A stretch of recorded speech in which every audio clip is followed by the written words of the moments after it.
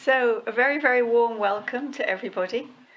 It's really lovely to see so many people here. It seems like we've now got 100 on the Zoom link and more joining on YouTube. So, a very, very warm welcome to everyone today. My name is Tara, and I'm here with Lama Shenpen in the Hermitage Shrine Room in North Wales. At this very wonderful occasion of the launch of Lama Shenpen's new book, Keeping the Dalai Lama Waiting and Other Stories, An English Woman's Journey to Becoming a Buddhist Lama. So many years in the making, and I'm really looking forward to hearing more about it from Lama this afternoon. So I'm just going to say a few practical things before I hand over to Lama. So this online book launch will last about an hour or an hour and a half. We aim to be finished wrapping up at 4:30, if not before then. The program that we have for you is some conversation with Lama and Lama reading some passages from the book. We also have our good friend online, Yeshe, who's going to read some of the recommendations that Buddhist teachers have written about the book. And a little bit towards the end of the... Ooh, that's me. A little bit towards the end of the session, we're going to have a slideshow for you of...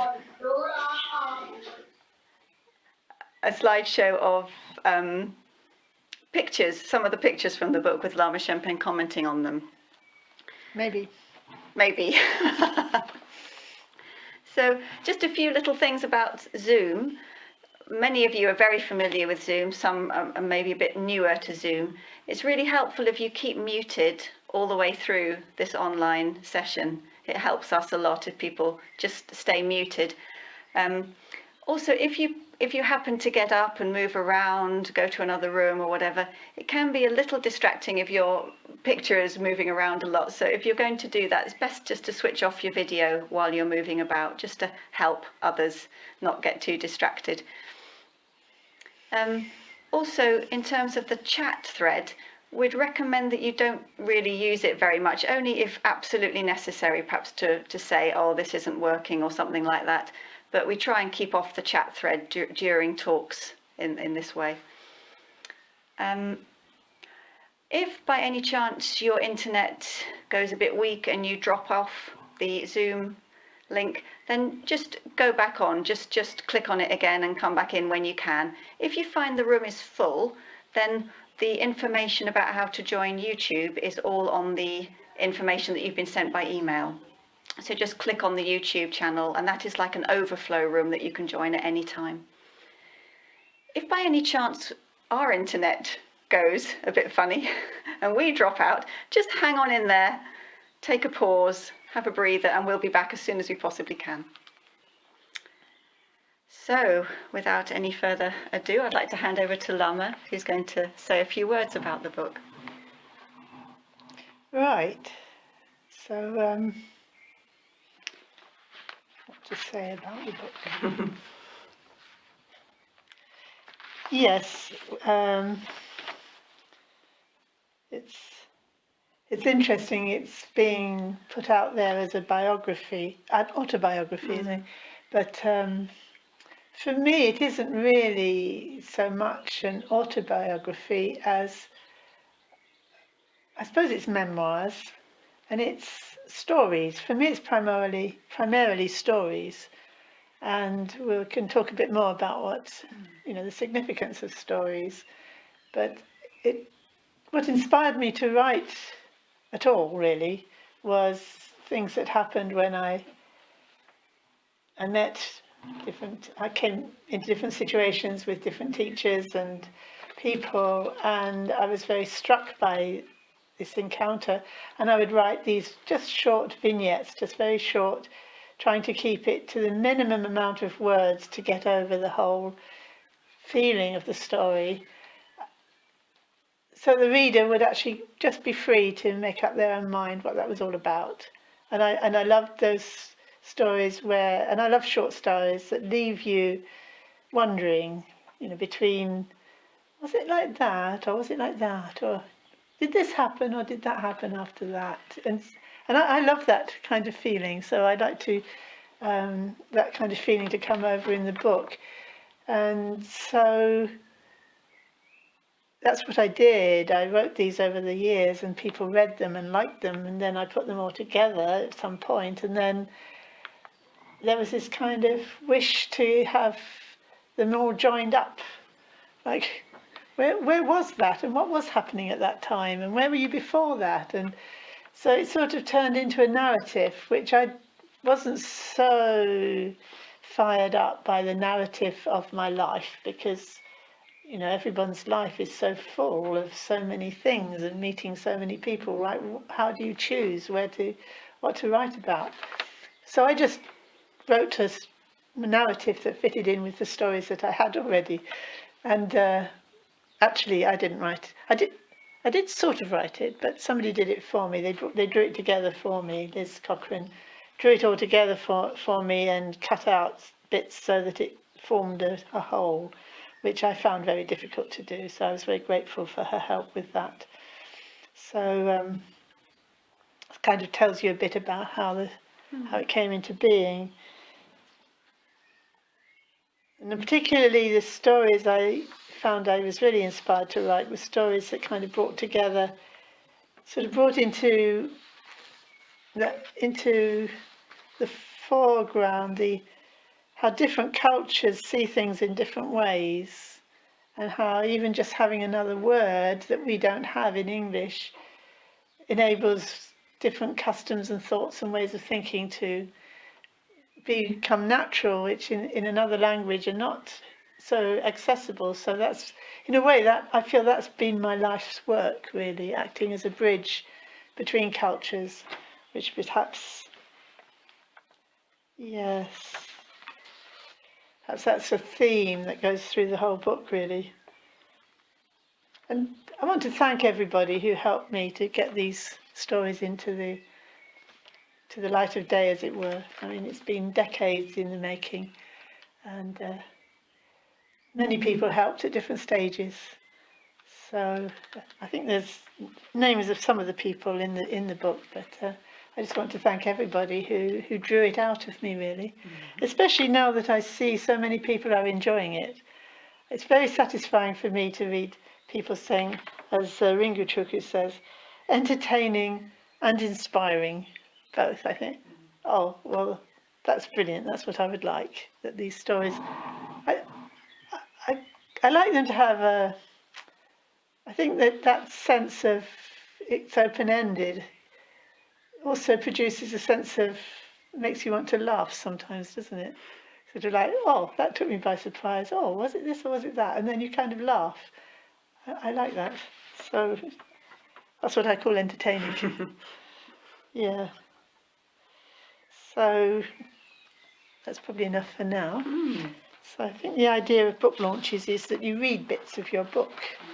I've never done one before, even though I've written plenty. I have never done a book launch, so here we go. New experience. So the first chapter, well, some of you have already read it because you've already got the book. But anyway, I'm going to read it. So it starts when I'm a child of about, I don't know, I must have been about 8, I suppose. So as a child, all by myself in the playground, I did a handstand against the school wall.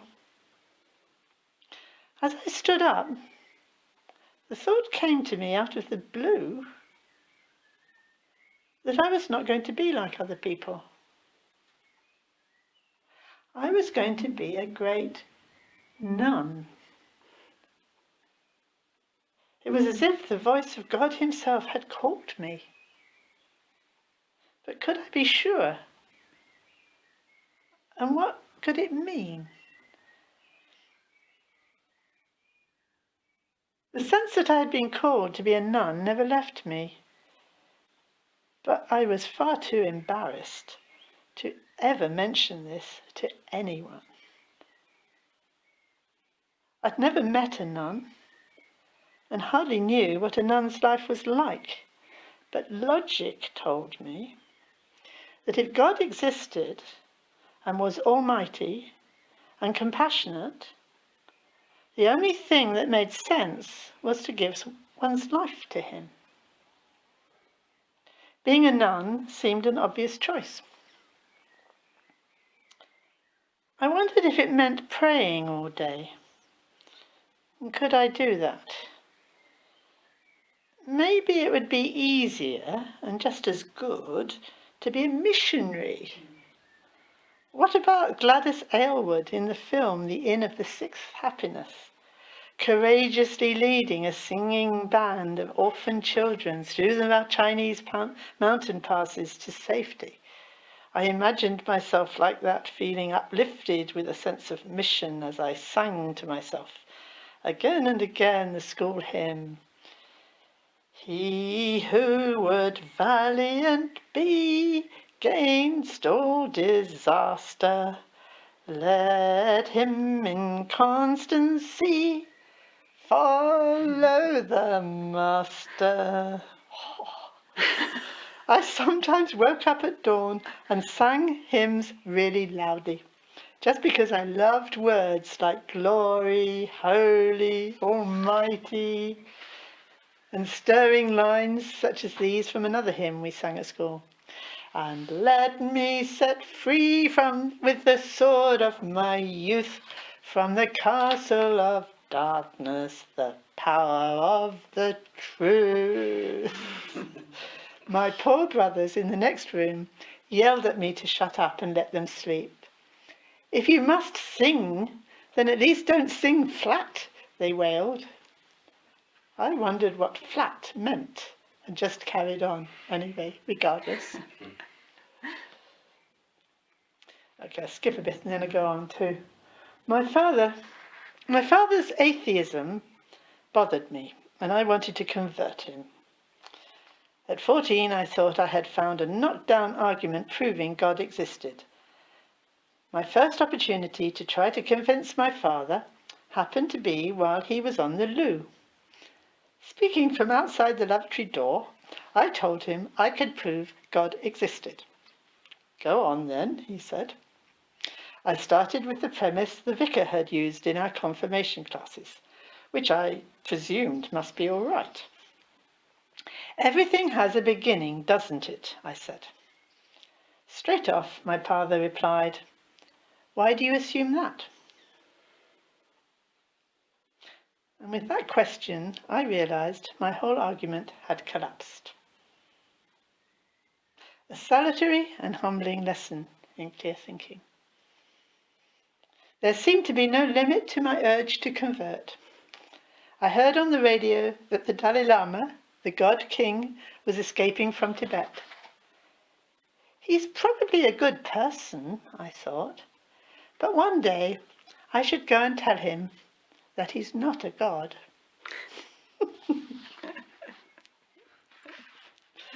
So cute.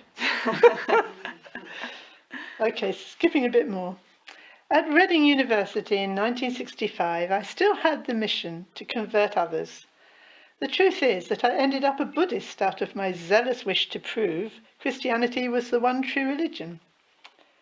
I began attending the meetings of other faith groups and was inspired by many of the people I met, especially some of the Sudanese and Somali Muslims.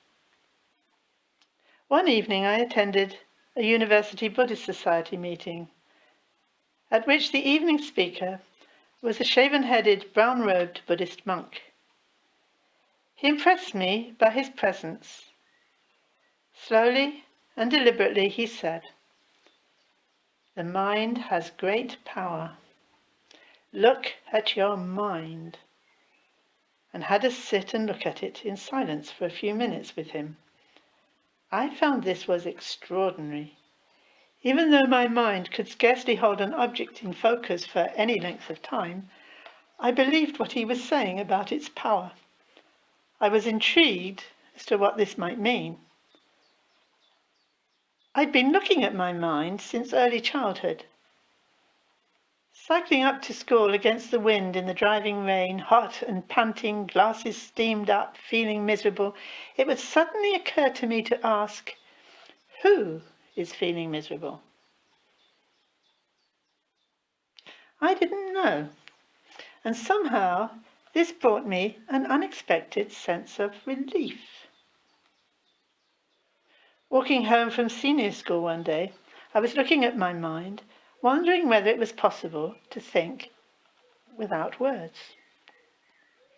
I was so engrossed that I wasn't looking where I was going and nearly bumped into a lamppost. So looking at my mind was something I was familiar with, but not like this, not as a whole important discipline in its own right, being given it as a serious practice and sitting in silence with a room full of people doing it together was a whole different ballgame. As far as I was concerned, the only honest thing to do was take up the challenge and look at my mind. I was hooked. Skip a bit more.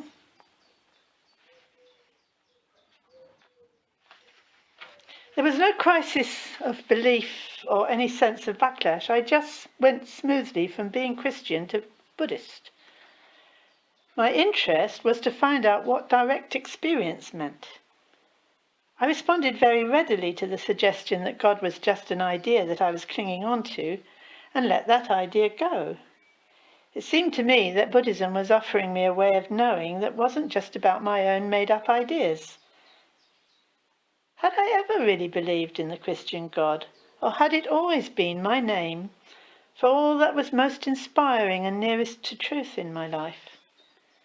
Words like glory, holy, and almighty had always been about a truth that went beyond words for me, as expressed in these lines from George Herbert. Off I go. A man that looks on glass, on it may stay his eye, or if he pleaseth through it pass, and then the heaven spy. So that's how it all started.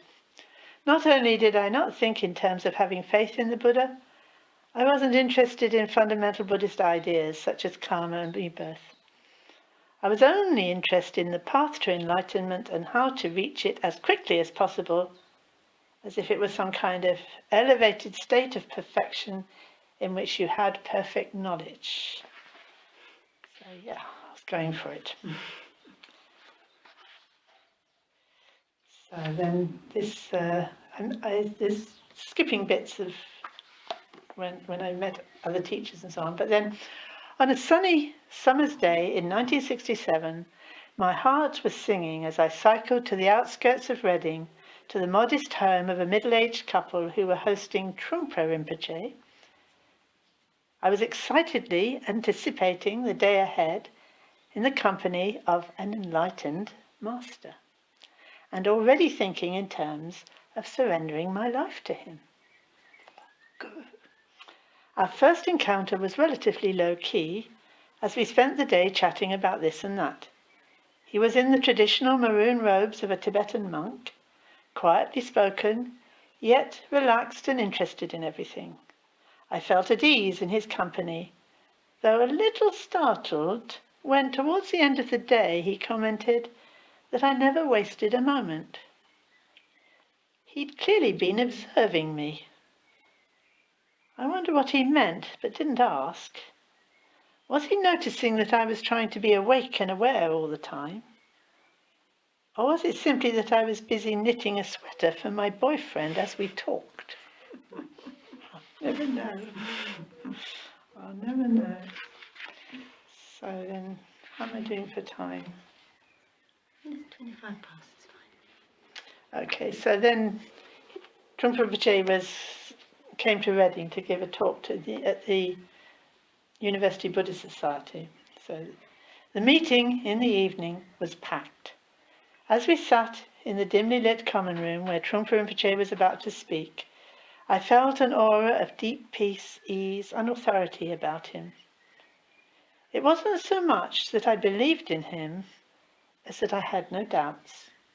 I was sitting on the floor right in front of him, looking up into his somewhat strange face. It was hard to read, which lent it an air of mystery.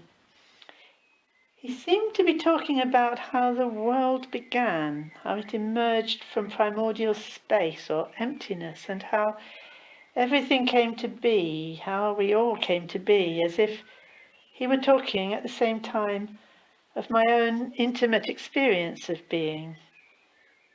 In retrospect, I realize he must have been talking from the perspective of some of the innermost teachings of Tibetan Buddhism, the Dzogchen teachings about how the world of appearance arises from the primordial ground. I was dumbfounded, propelled into a whole different mind space, without being able to say a thing about it, about what it was I had just heard, except that it was profoundly significant and what I'd always wanted to hear. He came several times to talk at the University Buddhist Society, and as secretary, I was there to welcome him. I also went at least 3 times to visit him at Samye Ling, his retreat centre in the middle of nowhere among the hills of Dumfriesshire. It had been founded just the year before my first visit, and was one of the earliest Tibetan Buddhist centres to be established in the West. So let's skip a bit. The front room downstairs was referred to as the shrine room, and it was where we all meditated together morning and evening. There was an altar with offerings in front of Buddha images and a high throne to one side for the Karmapa. This was going to be a significant person in my life. I was told he was the head of the Karmakagi spiritual lineage to which Trungpa Rinpoche belonged. He was obviously held in high regard. They said he knew the 3 times, past, present, and future. But I didn't understand what that meant.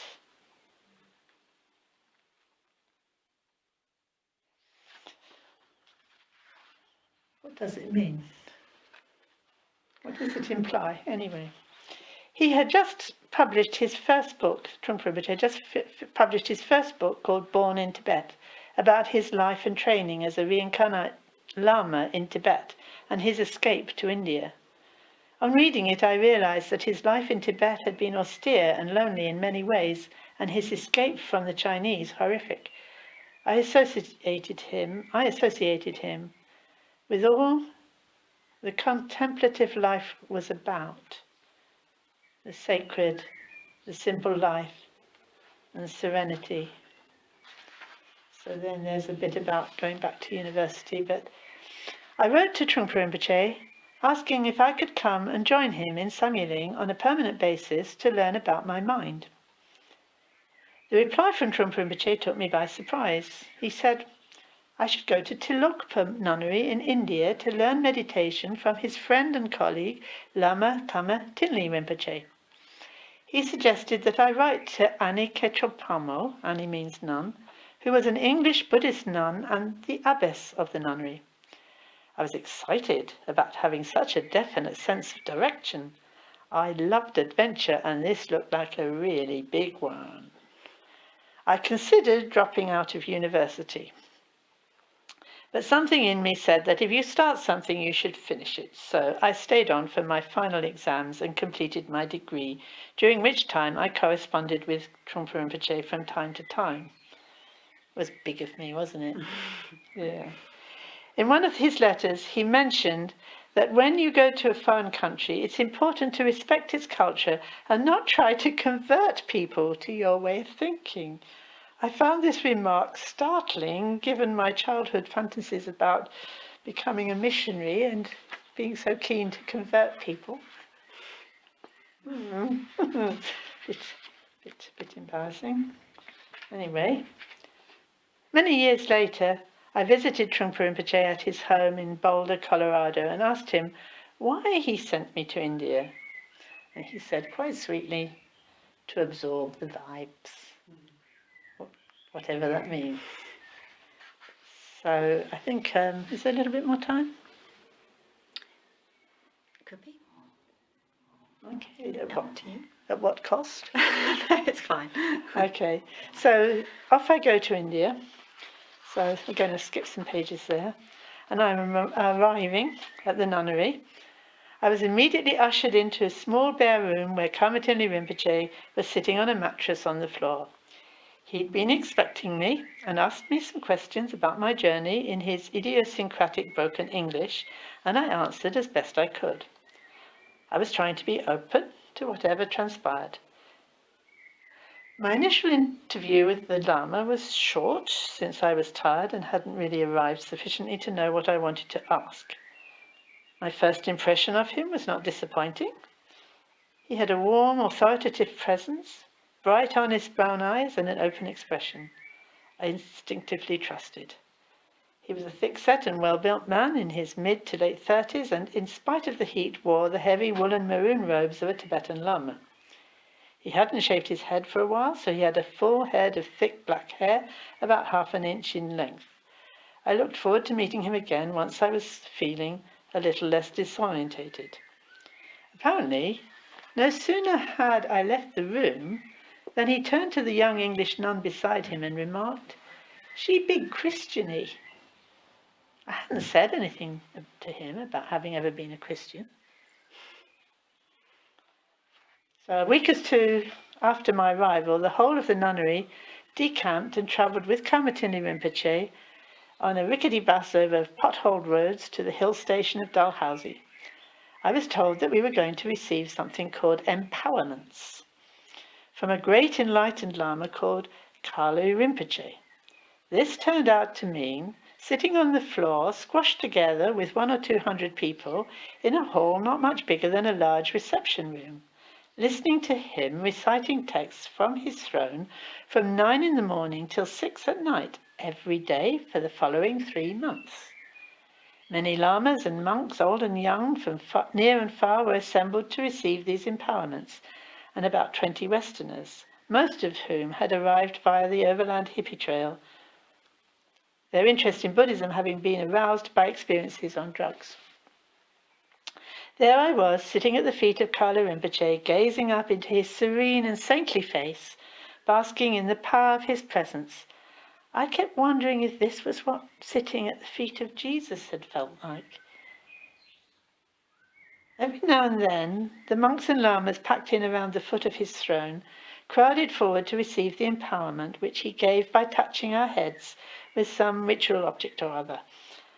I had only a vague idea of what an empowerment was supposed to be, but there was something very impressive about the conviction with which it was being given and received. Rinpoche looked very old and frail. He was only about 60, I should think. It was very hot in the crowded room, and many of the monks were dozing off as they sat there, supposedly listening. Someone started squirting a water pistol into their faces from time to time to wake them up. We wondered who had the cheek to be doing that, and gradually realized it was Rinpoche himself as he sat there solemnly reading out the sacred texts. There was just the hint of a smile on his face when he realized he'd been rumbled. It's really nice. So maybe that's enough of that. Perhaps we've set the scene. We set the scene. We've set the scene, and Lama Shenpen has taken us along the journey with her so far, where she's made this big transition quite early on in this.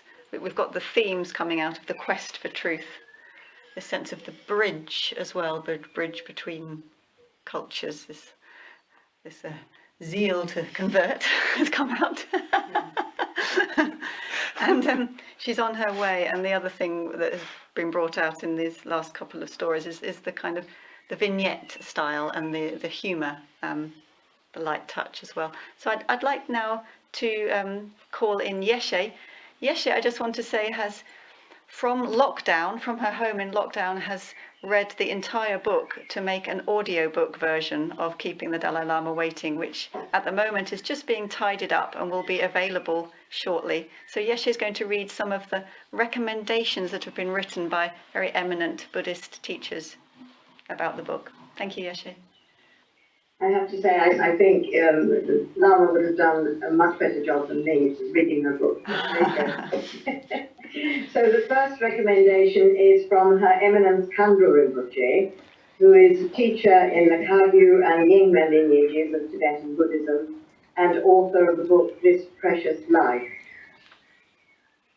Lama Shenpen Hukum is an inspiring figure in the world of Tibetan Buddhism, with her great knowledge of the precious Buddha Dharma and mastery of the Tibetan language.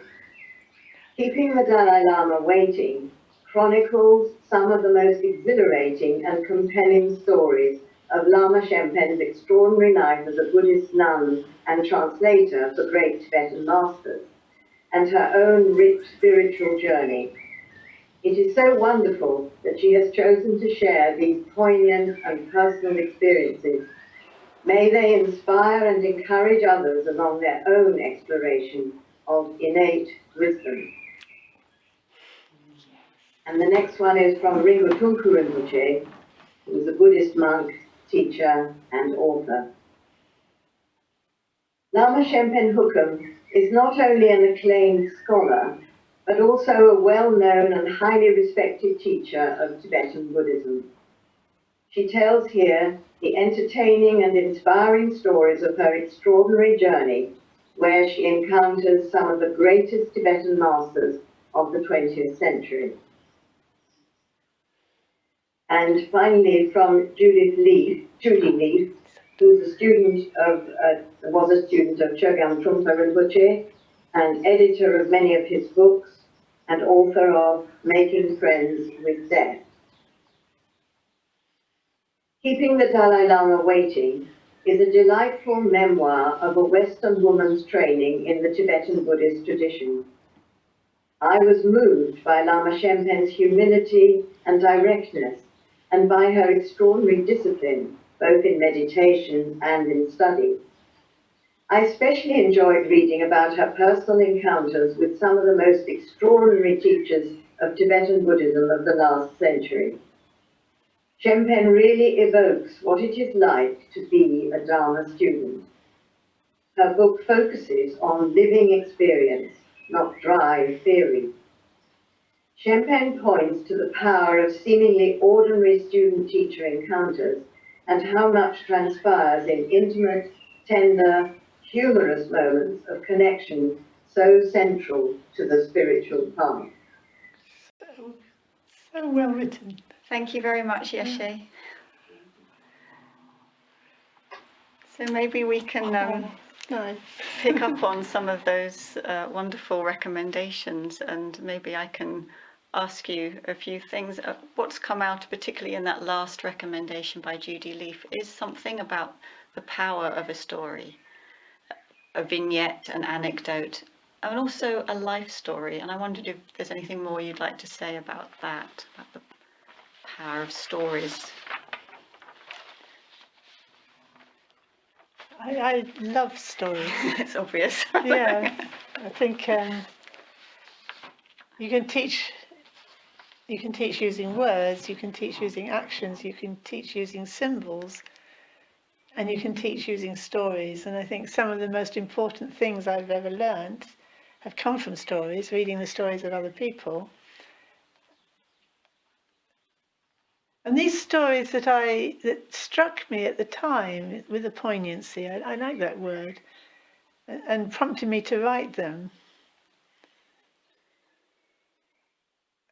Having written them, I kind of remembered them. That helped me to remember them. And actually, it was decades later with some of them, I suddenly realized it's not just a story. There's actually something really important to learn from that story.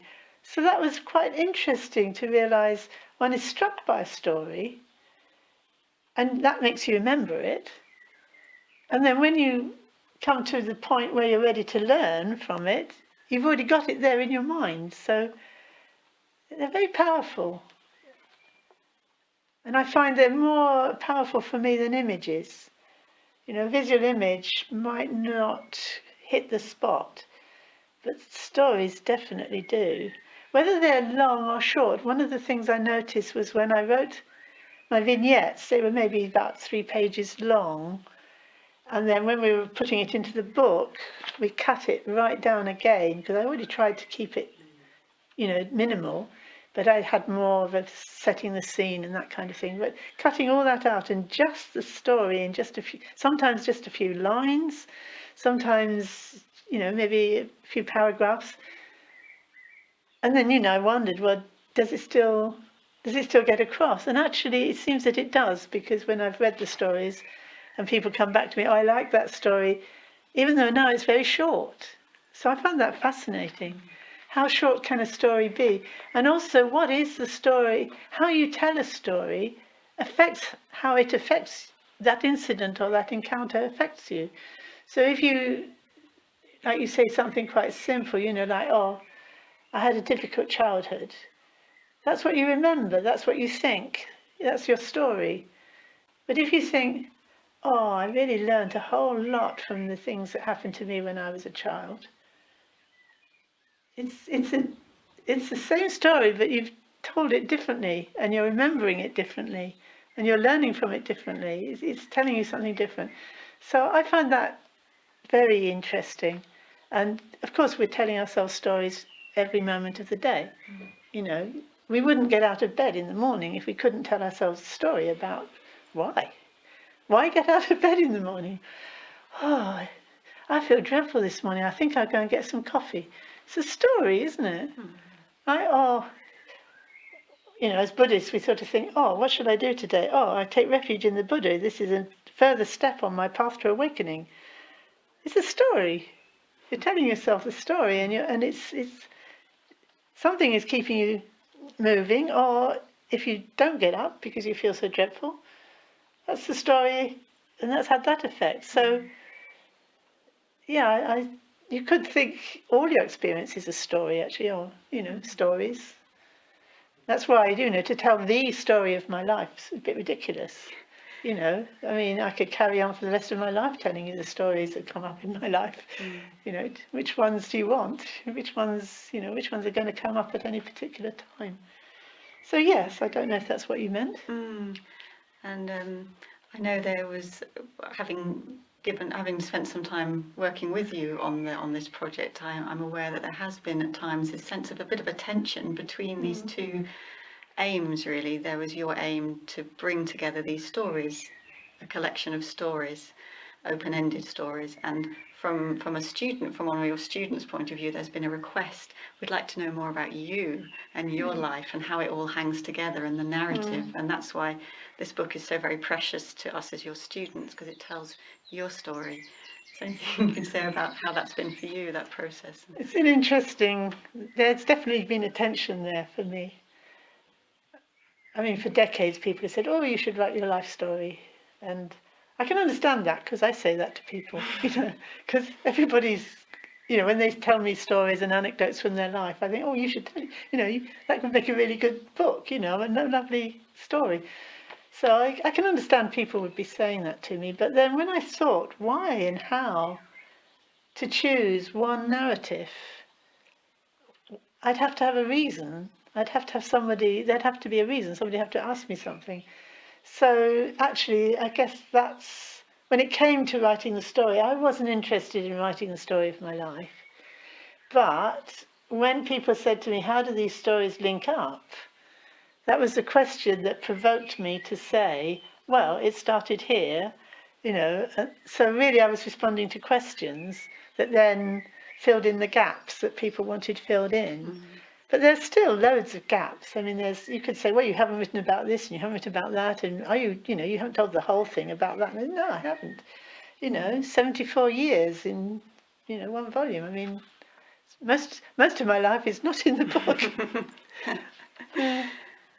And you mentioned before about how short could a story be and what's the essence of a story. And I wonder if, looking back at your life now, you might be able to sum it up as, what's been how would you like to be remembered, maybe as in a summary sense? What's it all been about? I think for me, it was about these encounters with these different teachers and what I learnt from them, and feeling really wanting to share that other people could learn from those same incidents. It's a very strong sense of wanting other people to meet these wonderful people and in this intimate way that Judy talks of. That's why I was really pleased that she'd picked up on that, because yes, that really inspired me.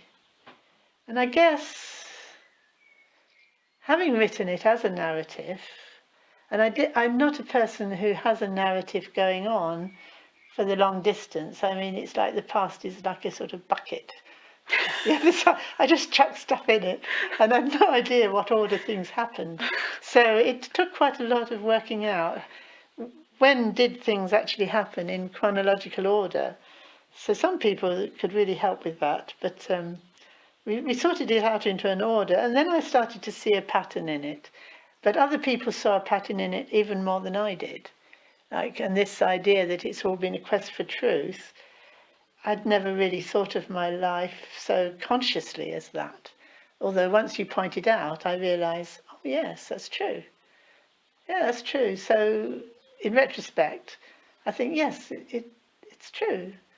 I've tended to think it in terms of I've been a bit obsessive. Maybe, I don't know, maybe I've not been obsessive enough. I sort of think of it like that. So, but I think very strongly I've wanted my life to be about benefiting others. I've always wanted that, like I remember when we had to blow out the candles on a birthday, you blow out the candles and you have a wish. And I remember thinking to myself, I said, I checked, any wish? Yeah, any wish. Any wish? Yes, any. So, right, okay, it covers all wishes. So, okay, anything I might want is no good unless it makes me happy. So what I want is to be happy. So I wish for that. And then I thought, but I wouldn't be happy if other people weren't happy. So I wish everyone to be happy. And that was always my wish. It's quite interesting, isn't it? And that's what your name means. And that's what my name is, yes, benefit others. Shenpen. Shenpen. I remember discussing this with Wigzing Shikpo and him saying he wished that all his other wishes would come true, to give himself a bit of time. So we both were very calculating. Okay. Are we running out of time? No, I think we're doing fine. We're doing fine. I was one other little question about your, you often said that when you were in India, people ask you, and what is your good name? And then what is your mission? Yes. And so we've heard a little bit about your mission of this sense of being a bridge, the work you did in translating, this interest in these encounters that you want to be, you remember that very strongly, and then the benefiting others. And I guess it just occurs to me as you look back on your life about, you started off with this handstand in the playground when you were about 7 or 8, and this it unfolded from there, this quest for truth, so very young. And I wonder if now there's anything you'd like to say about how you see that, whether that's come to fruition, or how you see the next part of the journey in this quest for truth, this journey. I've been thinking about how strange it is that I should have that such a strong coming from nowhere when I was that age. It really did come from nowhere. Just came into my mind. So yeah, very strange. But certainly that role of being between worlds and connecting them started very young. I had my friend Kay, who was deaf, in the playground, and I really fell into the role very easily of noticing that she wasn't hearing what other people were hearing and that she would need help. So I was already doing that. It kind of reminded me of that much later, doing translating, interpreting for Lama and having to listen and then, let him know what the other person was saying. So yes, that's been a very strong aspect of my life, being between worlds, like between the arts and the sciences at school. I was the only person who was both arts and sciences. And then, between cultures, the Tibetan culture and the Western culture, and all the different cultures that I was encountering, and the different kinds of Westerners and different kinds of Orientals, the Indians and the Nepalese and so on. And I do like that role. I do like that role of seeing things from 2 different points of view or more points of view, and the poignancy of the misunderstandings or the different points of view or the richness of one. And so, yeah, that's a very strong part of my personality, I think, probably. Yeah. Interesting, isn't it? Where does all that come from? Yeah. I kind of think you have to think it. I came with it, and that I should go forward with it as well. So I find that whatever those strong traits that we have do go with us from one life to the next. I mean, why not believe it? Thank you. Anything else? You. We can come back perhaps, but I wonder if it might be worth. One thought was to read a little bit more, or we could do the slideshow, whichever you feel. Maybe I've done enough talking and we can see the slides, and then Should we do a slideshow now? And then you can, if you want to say anything about the pictures. Yeah. So these are just a selection of some of the pictures that are in the book. Oh, this is the. Oh, well, you can comment. This is a collage. That's Snowdon in the background and Lake Dewachen. Is it called Dewachen? Llynedawachan. Yeah, Llynedawchen. And the picture is taken from when I was a nun out in France. But anyway, there you are. It's a collage. I like the picture of the mountain because it's so evocative of Tibet, and yet it's here. And then there's a picture of me which people said they liked. So I thought, well, it is quite interesting looking picture. I look quite weird, bald. I think I look a bit sad, but people say it's nice, so there you go. You look mysterious. Well, there you go. That's a good thing to have on the cover. Mystery. I'm sorry, just 1 minute now then.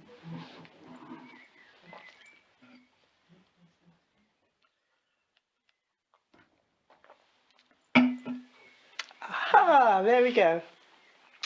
That's my mother and father and me. It's a very dated picture, isn't it? And then my elder brother, Michael, and my younger brother, Simon, and our cat, Mango Wurzel. So what sort of, how old would you have been there? Oh, I don't know. Simon looks about 10, does he? And Mike looks about 17, so I'm in between. Yeah. I must have been about 14 or 15, I suppose. Yeah. And now here we have Samyeling in the early days, and that in the foreground is Trungpa Rinpoche, while he was still a monk in monk's robes. And then there's, so that's, when I arrived in Samyeling, that's what it was like, and that's what he was looking like at that time. And later he disrobed, and he's wearing tie and Western clothes, but there he was still very much in his Tibetan phase, Tibetan robes, monk's robes. And that's Karma Tinley Rinpoche, his friend and colleague, who I went out to India to learn from, and a remarkable teacher. And he really introduced me to how to look at my mind and how to meditate, and I have a very special feeling of connection with Karma Tinley Rinpoche. And the stories around his are really great, aren't they? Yes. Yeah. Now this is Kalu Rinpoche at his monastery in Sonada in West Bengal. You can see the mountains behind and the corrugated iron roofs below, because it's a very steep-sided mountain. And he's sitting on his throne teaching his monks in the retreat centre. This is actually the retreat centre. I don't know, they must have... Yeah, so I wouldn't have been there because it's in the retreat centre, but it gives you a bit of the atmosphere of Kalu Rinpoche himself and his setting. And that's the monastery. I spent a lot of time there with the nuns there. So that's that. And this is a picture at Rumtek in Sikkim, in the upper shrine room. On the throne you have the Karmapa, so he's the teacher for us all. He's the teacher of Trungpa Rinpoche and Kalu Rinpoche and Bokha Rinpoche. all our teachers actually. So all my teachers, he's a teacher for them. And then in the seats along the row, there's 4 tulkus. The one that's closest to the Karmapa is slightly elevated, is Sharma Rinpoche, and then Situ Rinpoche, then Jamgon Kongtrul Rinpoche, and just out of sight is Jalsa Rinpoche. And that very place is where I took my ordination, my nun's ordination from the Karmapa, and I think Sharma Rinpoche was there. So for me that's quite intimate, because that's where I took ordination from the Karmapa. Okay? And this is at Sonada again, where Kala Rinpoche's monastery. So behind him you can see a Buddha image, but that Buddha image is inside the base of a stupa. So there's a stupa rising up above them. And they'd all arrived in a party from Rumtek to bless the stupa, to inaugurate it. And it's a very interesting photo. I was there at the time. So you've got the Karmapa in the middle, with Kala Rinpoche sitting on the step below him. And then you've got Bokha Rinpoche to the left, with a scarf around his neck. So he was, my main teacher while I was at Kala Rinpoche's monastery. And then behind him is Pawa Rinpoche, a very eminent throne holder within the Kagyu lineage, who, yes, I knew quite well when we were in France. And then behind him again, directly above his head, is Sharma Rinpoche, and then to his left is Jalsa Rinpoche, and then across the other side you have Situ Rinpoche, Jamgon Kongtrul Rinpoche, and Bero Chensi Rinpoche on the far right. So they're all quite young looking, aren't they? I suppose we're all about the same age. Yeah. So, very special picture. And I could tell stories about that whole event, actually. I don't think there's much in this book on it. It's just past mentioned. So some of those stories that I didn't put in the book, I want to write up at some time so that they're available, because that was an amazing event, actually. Okay. And here we are. This is when I've come back to the West, and I've been appointed the translator for Gendon Rinpoche, and that's Gendon Rinpoche in the middle, and on his left is Lama Putse, and I've got some brilliant stories about Lama Putse and Gendon Rinpoche. And then you can see that's me, and then there's Zimban. He actually means Chamberlain. He used to be the Karmapa's Chamberlain, and he was there to look after the Karmapa's nephew, Lama Jigme, who's in the next picture.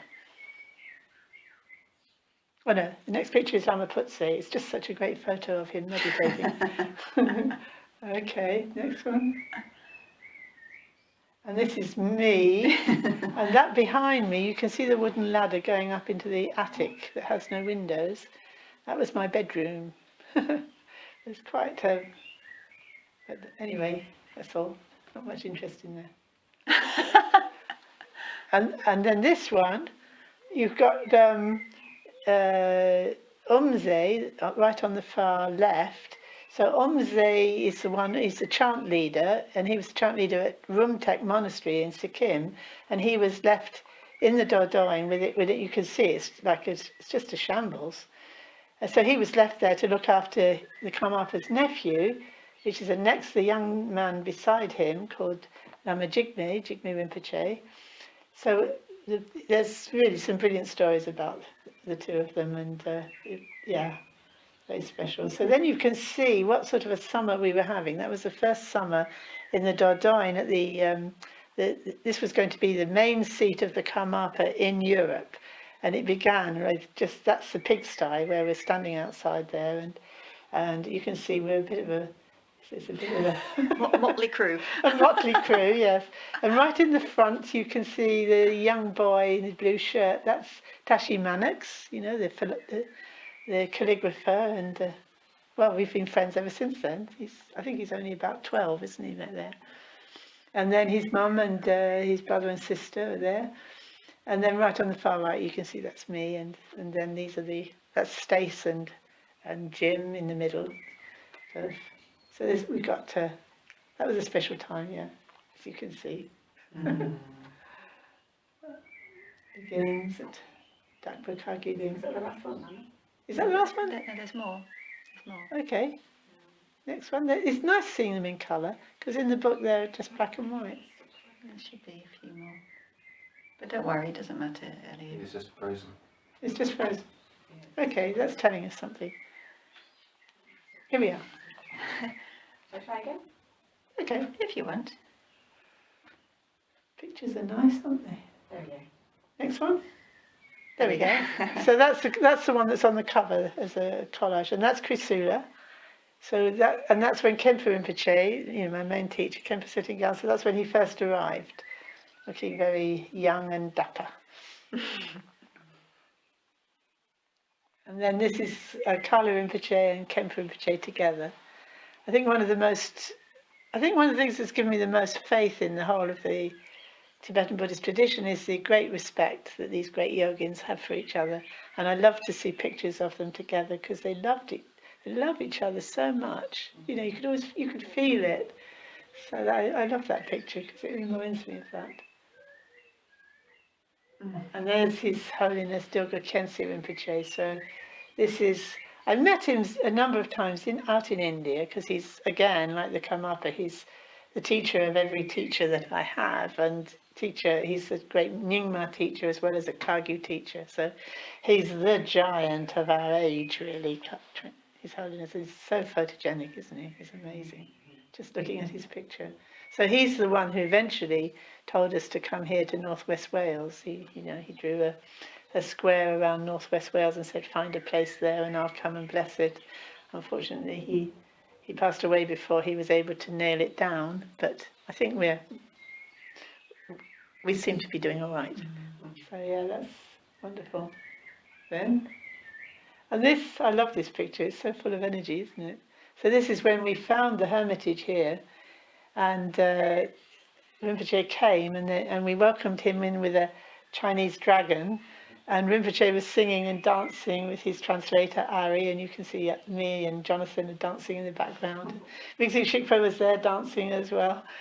So it really gives you that sense of Rinpoche's joyfulness and singing and dancing and craziness.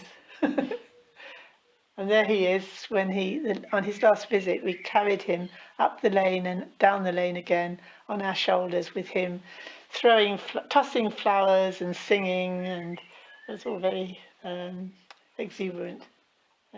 Right. I think that's the end. That's the end, yeah. Thank you, Ellie. Good, okay.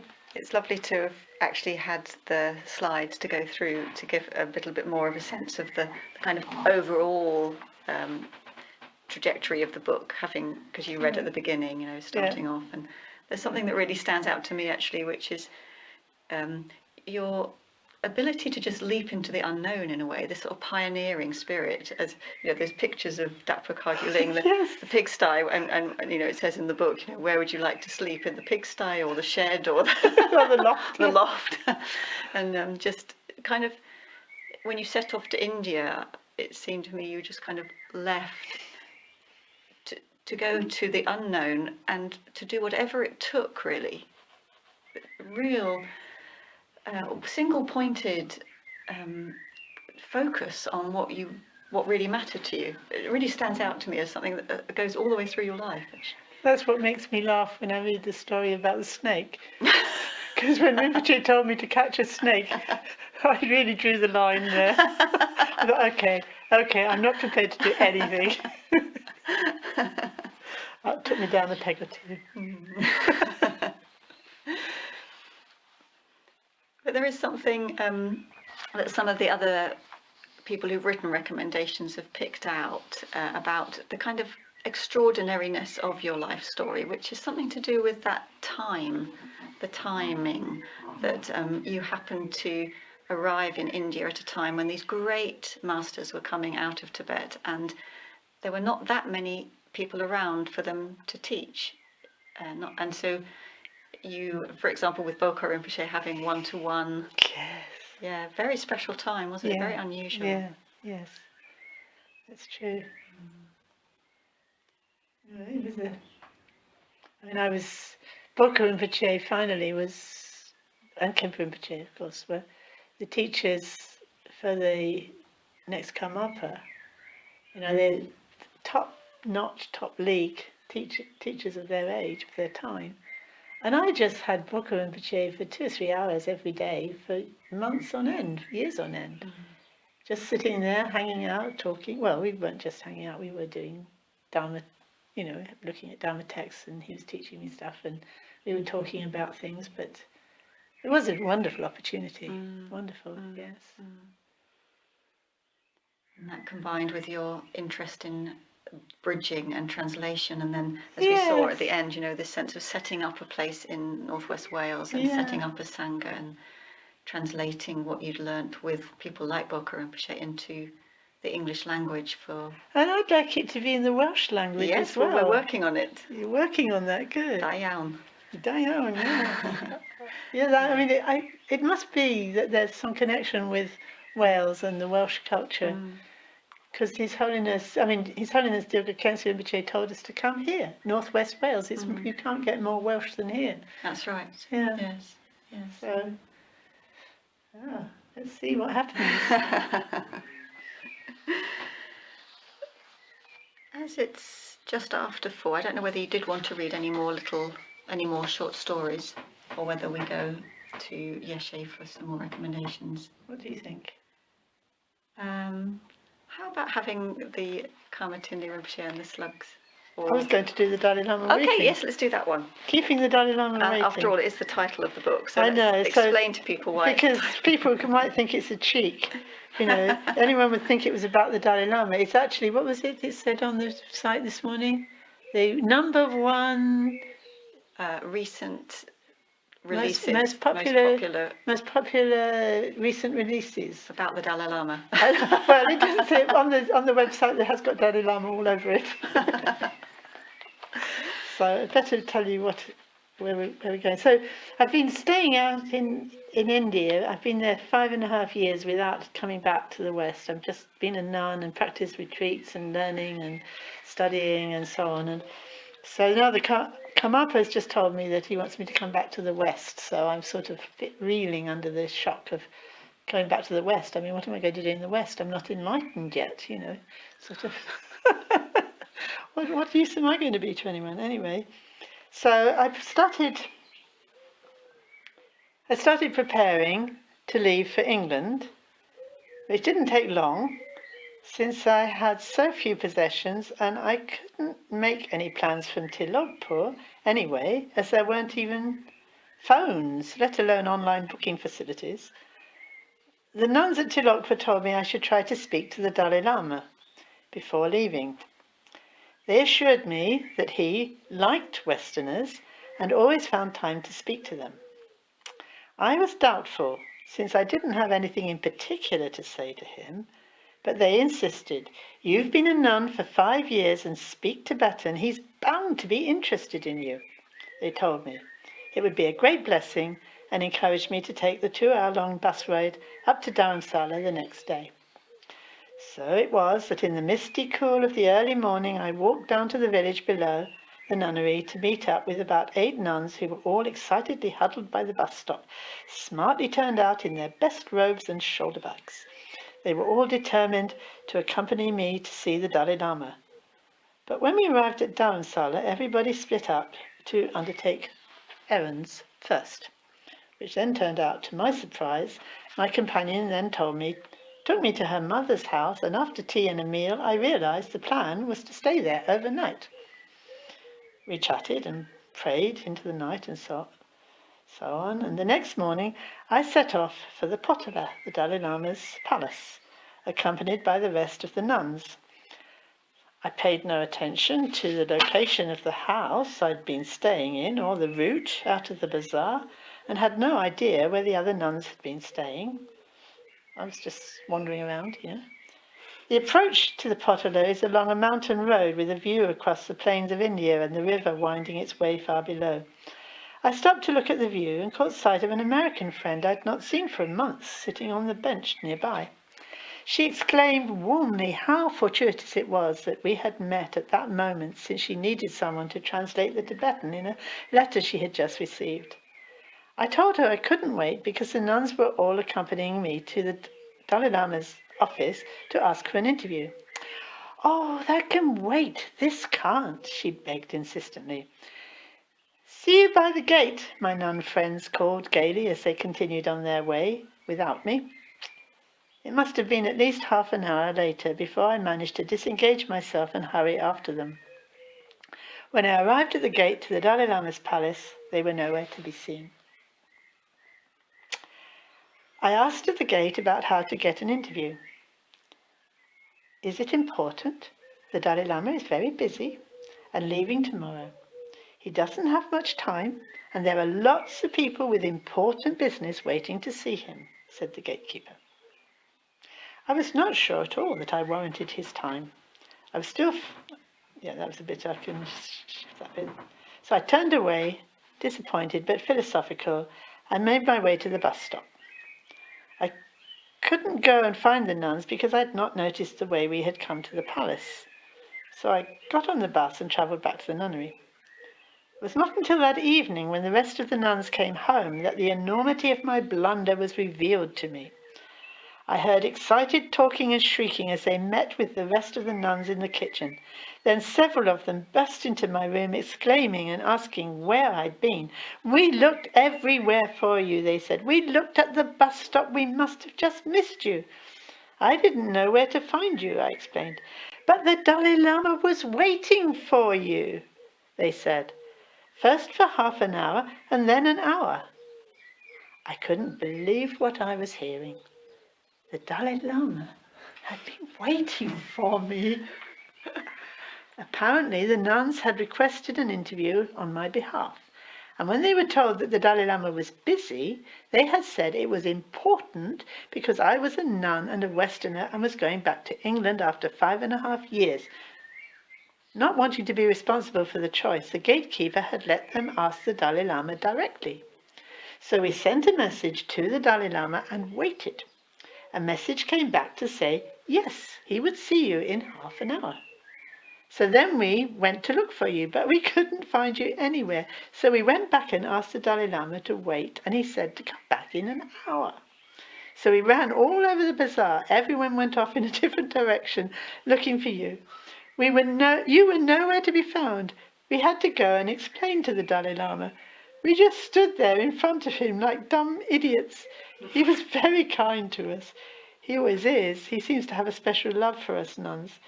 He asked us after the nunnery and so on, but we had nothing to say. We were too terrified to think of anything to say.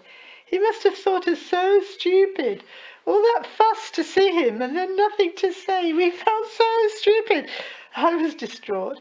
I wailed and howled, inconsolably disappointed by these chance happenings and such a cruel near miss. For days after that, I couldn't bear to hear the incident even mentioned. One of the older nuns comforted me. "Never mind, you've made a strong connection now, so you're sure to meet him in the future.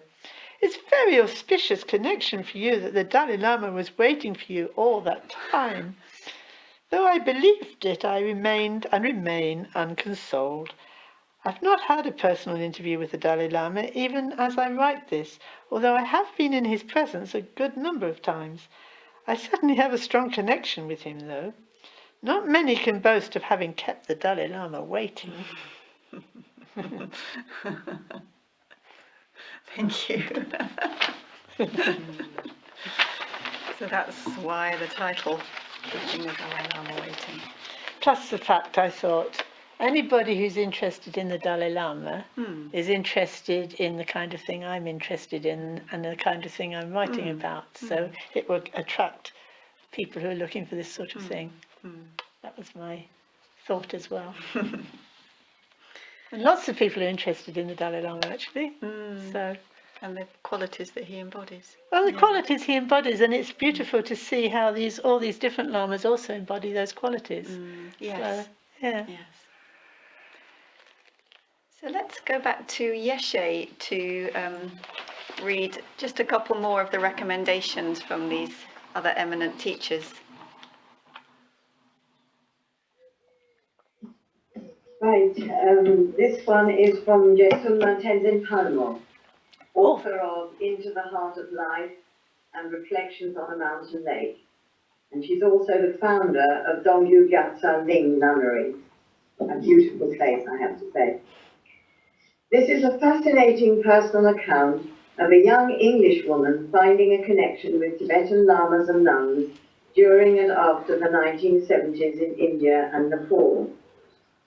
Shenpen lived in nunneries and Dharma centers, and her story highlights her close relationship with several eminent Karma Kagyu lamas in Europe, where she served as a translator. This includes her own inner struggle between life as a nun and as a householder. In time, Lama Shenpen has set up her own community in Wales, which presents the Dharma for Westerners in a way that is both authentic and yet relevant to the student's own needs and cultural background. Some people might know Tenzin Palmo best as the subject of Cave in the Snow. That's her biography. And then this from Karl Brunholzer, translator and author of several books, including The Heart Attack Sutra and Luminous Melodies. Lama Shenpen is not just a highly qualified Buddhist practitioner and teacher, but someone who really cares about her students' welfare and progress on the path. Her approach to transmitting the traditional Indo-Tibetan Buddhist teachings in a way that makes them truly accessible to the hearts and minds of people in this so very different day and age is skillful, committed, and innovative. This approach also shines through in her book, which not only includes very delightful and instructive episodes from her own Dharma journey, but also profound insights and methods on how to present Buddhism to contemporary audiences. Last but not least, it is such a joy that a capable female teacher raises her voice in her very own way in the otherwise male-dominated Tibetan tradition. May her gentle yet determined lioness's roar be heard everywhere. Perhaps not. And finally, from Tulku Shodor, author of A Path Strewn with Flowers and Bones, translator of Mahamudra Teachings of the Supreme Siddhas by the 8th Bodhisattva. Lama Shenpen is an intrepid, lifelong spiritual explorer and a wry and engaging storyteller. The combination prompted this reader alternately to burst into tears and laughter, and rightly so.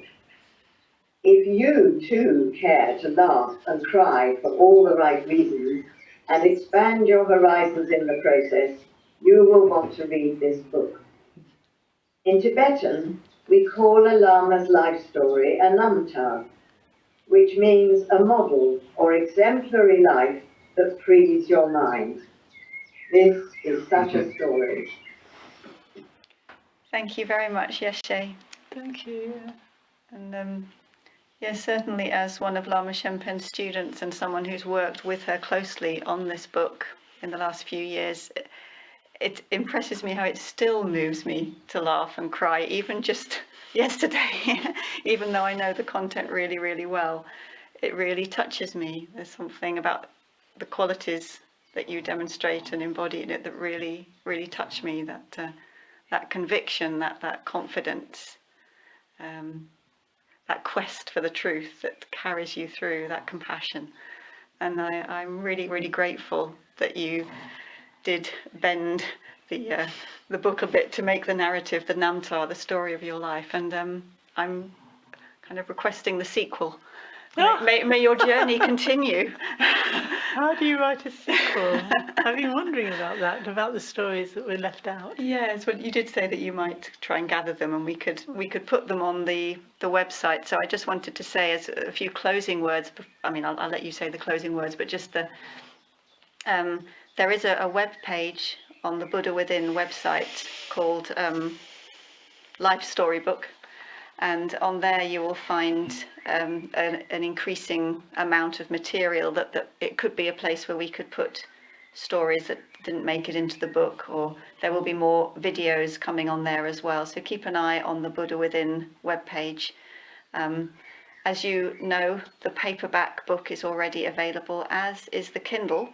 With thank you very much to Dashu and Loshi for managing to get the Kindle all up and running. And the audio book will be ready in the near future, so keep an eye out for that. So if there's any, thank you everyone for coming. Yes. Lovely to have you all. We can chat afterwards. Can't we? We can chat So I afterwards. can Yes. come and talk to you. Yes. afterwards. Yes. So thank you. That draws us to a conclusion. With great thanks to Lama Shenpen for And sharing. and to you, Tara. You did that brilliantly. And all those involved in this project, many of whom are online watching. So thank you all very, very much indeed. Thank you, Ellie, for the techie. Yes, thank you. And thank you all for coming. Yeah, and everyone working behind the scenes. Yeah, yeah.